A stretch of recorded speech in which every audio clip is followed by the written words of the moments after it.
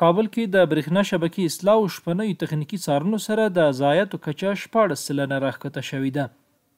د هیواد پلازمینه کابل چې د شاوخوا 7 میلیونو وګړو هستوګنې سره د وګړو ګڼمېشتی ښار بلل کیږي. دلته د برېښنا له 700 زره زیات پیرودونکي هم له برېښنا برخمن دي او د برېښنا لپاره د عوایدو تر ټولو لوی ولایت بلل کیږي.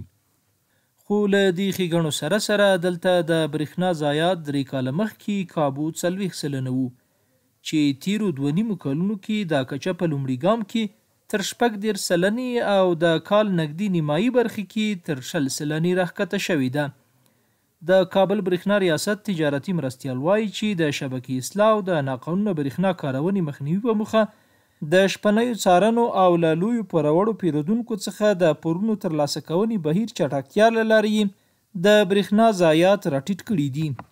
پخوا موږ تقریبا 14% ضایعات درلوده او د هغه څخه تقریبا انشاءالله اوس 20% راښکته شوي دي، 14% هم راکم کړي دي الحمدلله.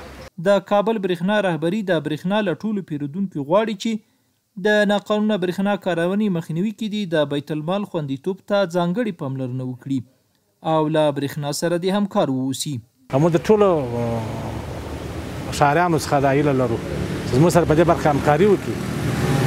کوم ځای چې څوک غیر قانوني برق استعمالوي باید برېښنا کارمندان په خبر کړي یا د خپل هغو ته نصیحت وکړي، خبر ورته وکړي چې دا خو ستاسې د ټول ملت په زیان ده.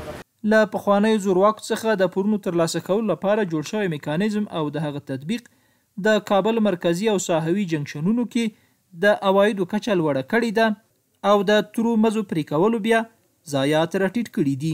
2 میلیونه افغانۍ چې د جای باقیات و هغه ما برېښنا ته مې خلک مې وهڅول چې برېښنا ته هغه تحویل کړي او کومه د ریاست له خوا نه هم یې دلته ډېره غټه لاسته راوړنه او ډېر کومک یې موږ سره چې قسط طویل المدت یې وکړه او ځکه دا خلک خو ډېر مجبوره وه نو دو کولی سو چې دا کم قسط طویل کړي.